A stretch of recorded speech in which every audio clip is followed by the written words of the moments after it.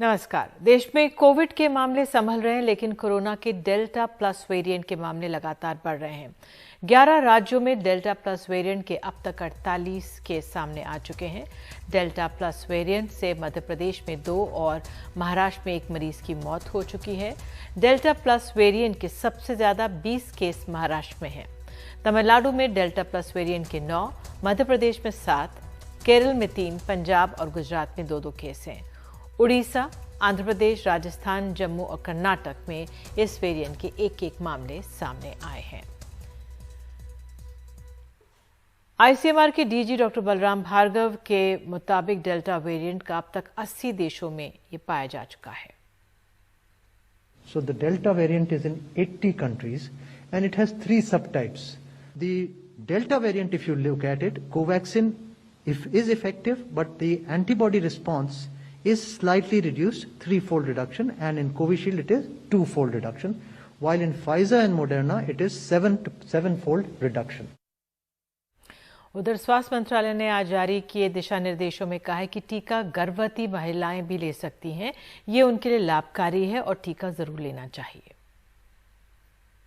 So in terms of pregnancy, the Ministry of Health has given this guidelines that they can be given, the vaccine can be given. We have also demonstrated from the ICMR, from the Preg-COVID registry, that vaccination is useful in pregnant and it should be given.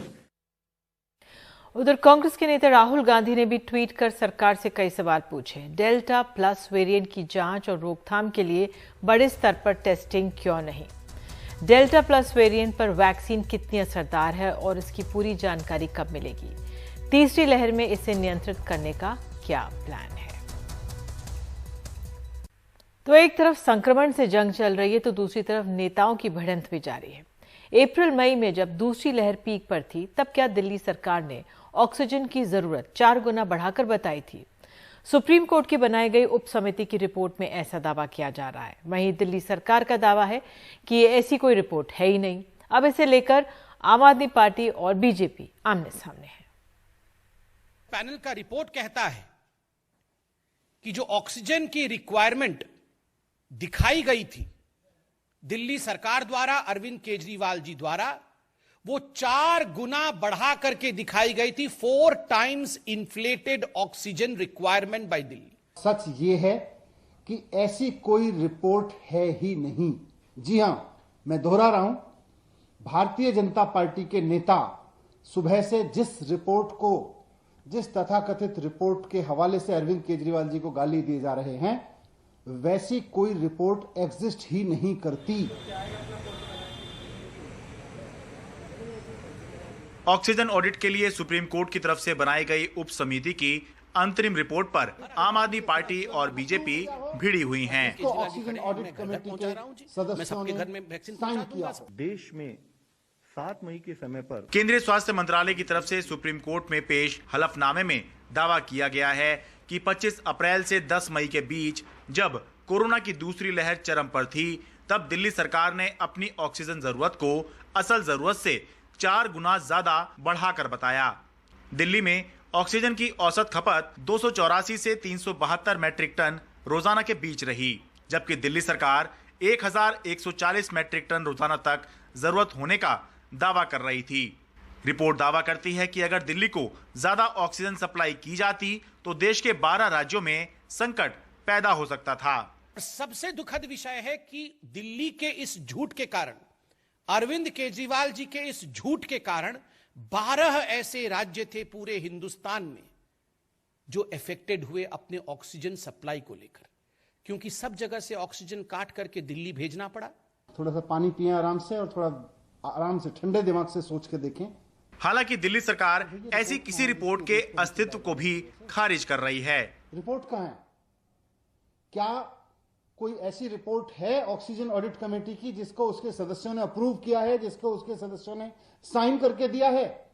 मैं चुनौती देके कहता हूं कि report लाइए। कहां है वो रिपोर्ट जिसको ऑक्सीजन ऑडिट कमेटी के सदस्यों ने अप्रूव किया हो और जिसको ऑक्सीजन ऑडिट कमेटी के सदस्यों ने साइन किया हो?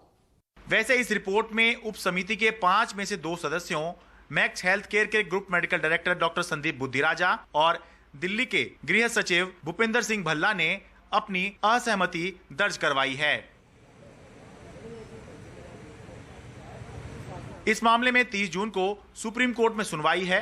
दिल्ली के मुख्यमंत्री अरविंद केजरीवाल ने इस पर ट्वीट करते हुए लिखा, मेरा गुनाह, मैं अपने 2 करोड़ लोगों की सांसों के लिए लड़ा। जब आप चुनावी रैली कर रहे थे, मैं रात भर जागकर ऑक्सीजन का इंतजाम कर रहा था। लोगों को ऑक्सीजन दिलाने के लिए मैं लड़ा, गिड़गिड़ाया।